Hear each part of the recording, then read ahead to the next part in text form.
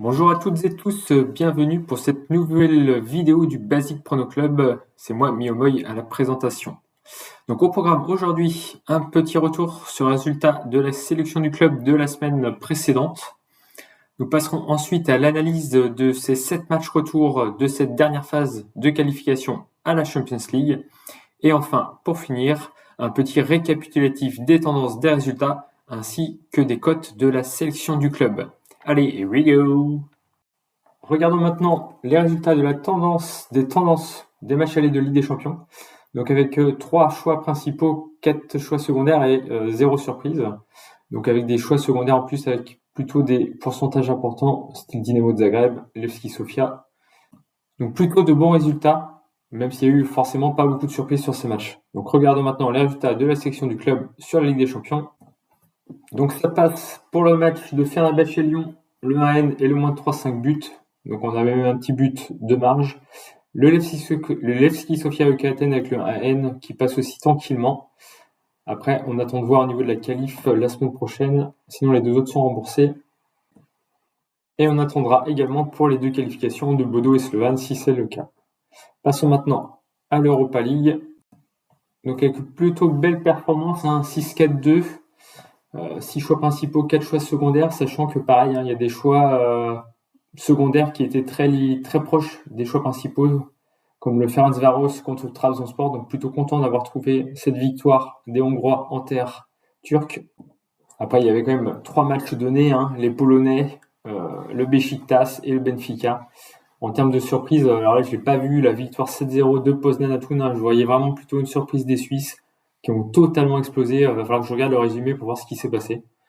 Et après, le UEFI Crète, on était sur plutôt un triple à 30, 36, 34. Donc, pas de regret à ce niveau-là. Regardons maintenant la sélection du club au niveau de l'Europa League. Donc, avec un carton plein sur le match de Jagiellona-Iberia, les 3 passaient tranquillement. Le Mjällby Red Bull, c'est vraiment passé de peu, Red Bull qui marque dans les derniers instants, donc la cote aurait pu passer. Bon, le Beşiktaş facile, donc comme je vous l'ai dit, la surprise de Poznan Toon que j'ai pas vu venir. Comme quoi les bookmakers avaient des informations que je n'avais pas. La qualif, autant dire que c'est mort, on attend quand même l'officialisation. Le Trabzonspor Ferencváros qui passe aussi 2 fois, donc très content de ses cotes. Le Craiova aussi, le 1 partout.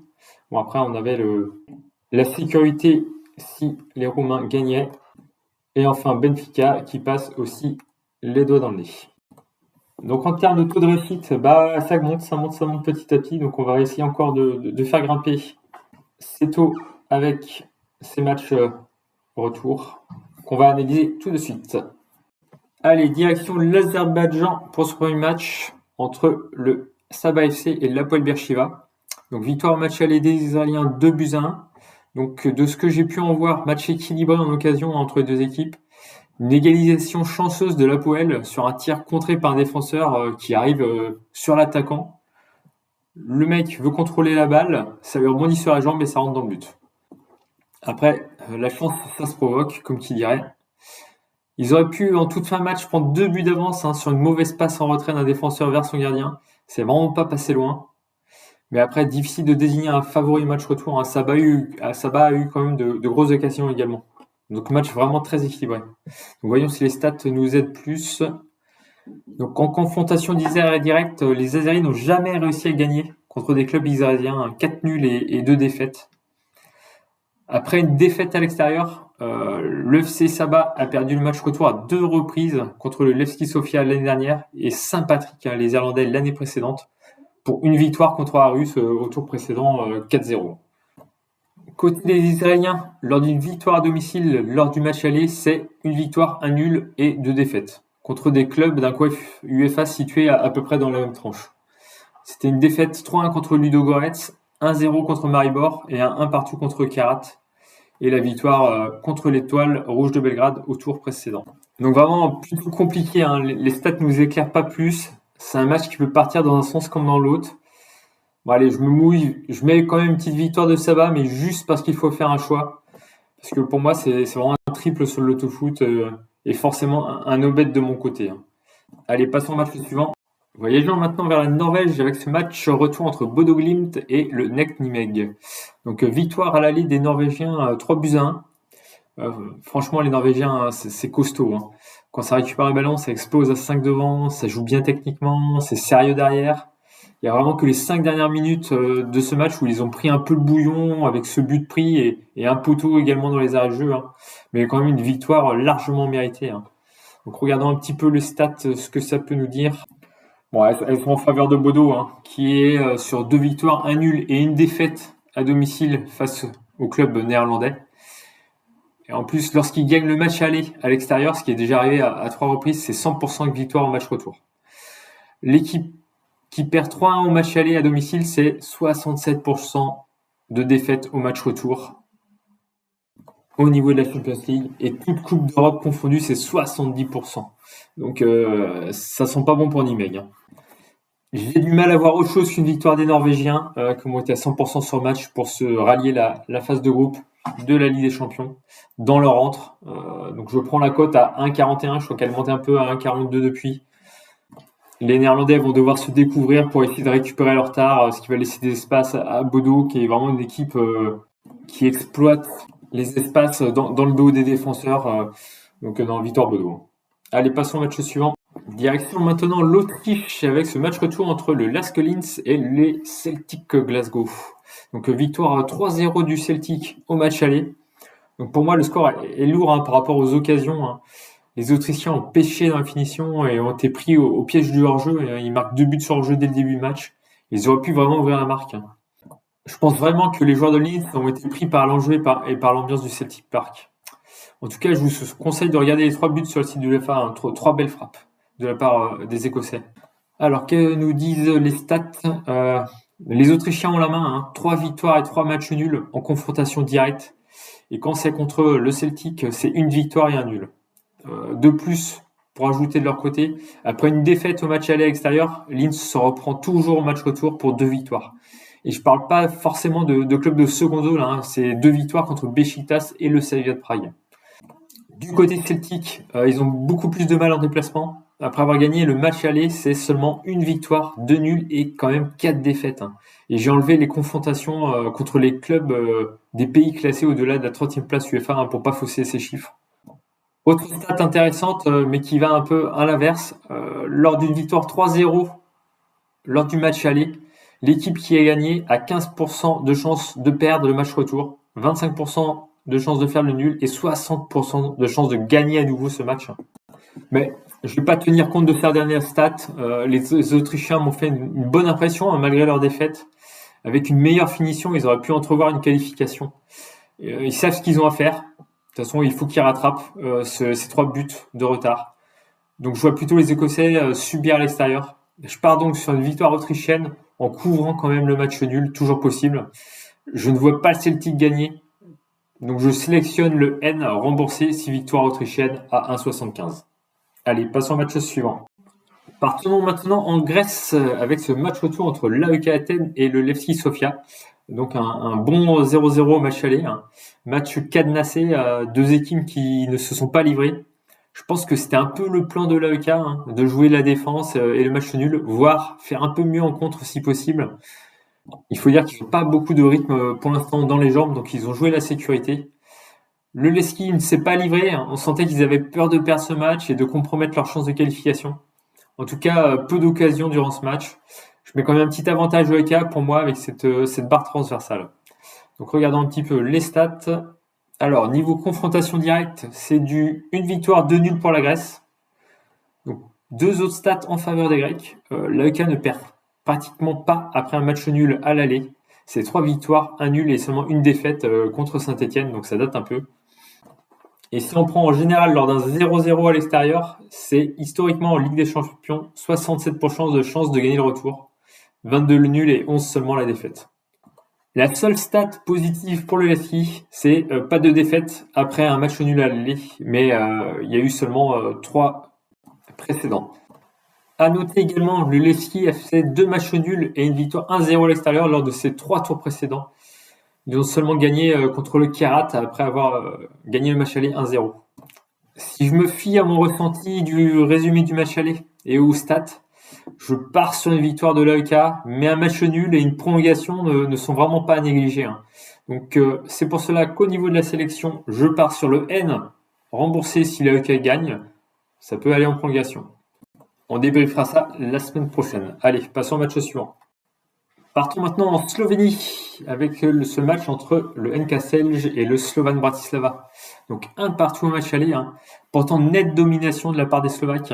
Pas mal d'occasions, mais un gros manque de finition dans le dernier geste ou la dernière passe. Les Slovènes ont réussi à égaliser d'une belle frappe enroulée. Le défenseur slovaque ferme la porte de l'ailier gauche pour l'obliger à jouer du pied droit, son mauvais pied. Le mec repique donc dans l'axe et sort un enroulé du droit pour lequel le gardien il ne peut rien faire. En fait, il n'est pas mauvais du pied droit non plus.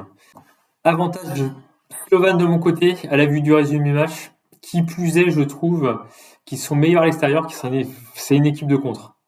Alors, est-ce que les stats confirment-elles ma tendance ? Les Slovaques ne perdent pas en Slovénie, avec 1 nul et 3 victoires. Il en est de même pour le Slovan qui a gagné contre l'Olimpija Ljubljana et fait un match nul 1 partout contre Celje en 2024. Alors, autre stat, le Slovan a plus de mal à gagner après un match nul lors du match aller. 1 victoire, 2 nuls et 3 défaites. Si je regarde du côté de Celje, le seul précédent est la double confrontation contre Niata avec le 3-3 puis le 2-2 au match retour.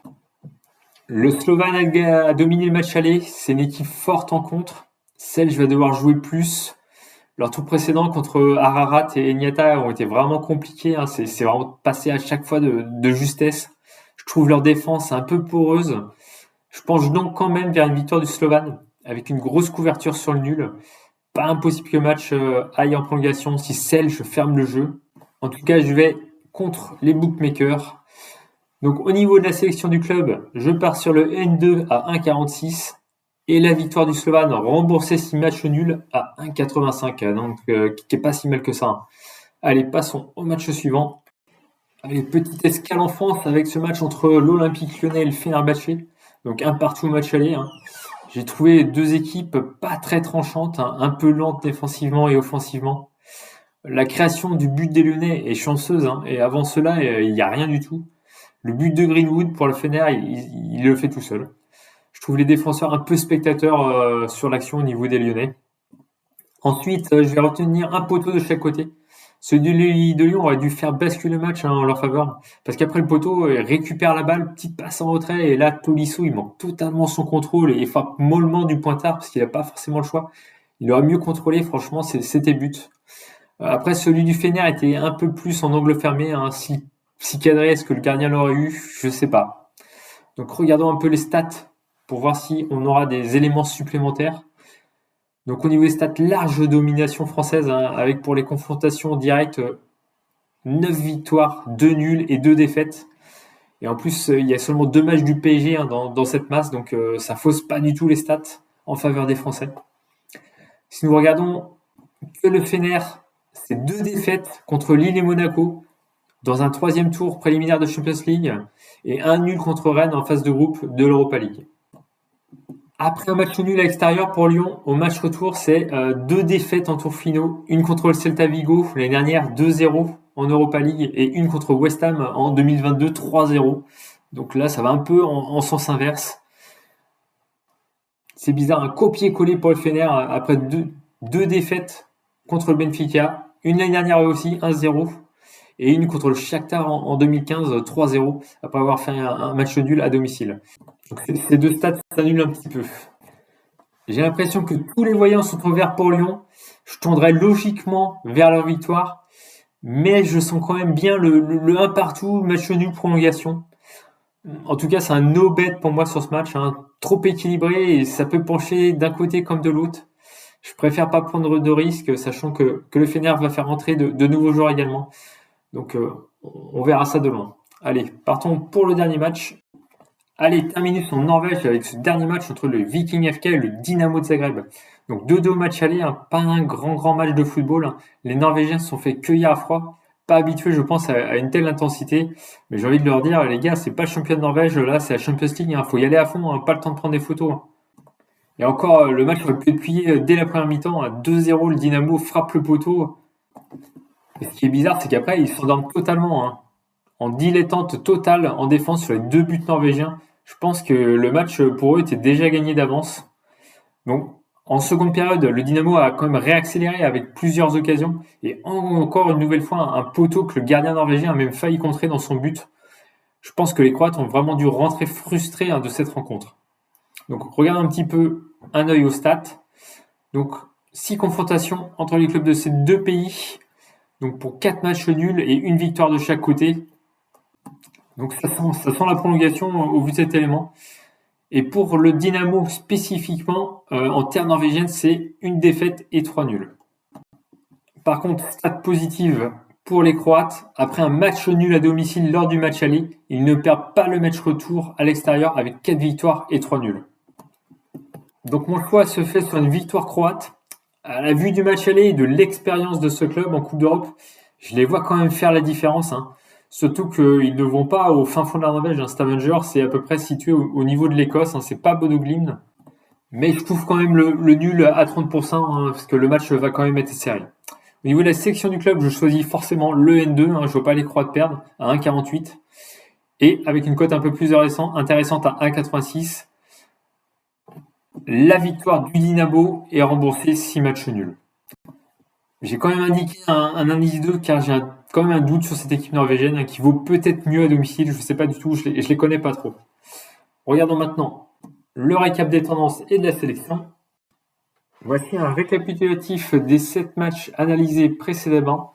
Nous débrieferons cela par la suite, ainsi que la sélection du club avec les cotes sélectionnées précédemment.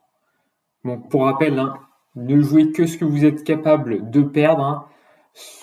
Le pari sportif ne veut pas devenir une addiction. Les jeux d'argent et de hasard peuvent être dangereux. Perte d'argent, conflit familial, addiction. Retrouvez nos conseils sur joueur-info-service.fr. Donc message très important. Le pari sportif doit rester un plaisir, ne doit pas devenir un fardeau. Donc nous regarderons un peu plus précisément ces matchs et les scores qui en découleront. Et nous reviendrons également la prochaine fois sur les qualifications des équipes. Donc ils vont se terminer avec ce match retour. Même si on sait déjà que le match de Poznań, je pense, est déjà mort, à moins d'un retournement de situation qui ferait date dans l'histoire de l'UEFA. Allez, bon prono à tous et bon pari également. Ciao!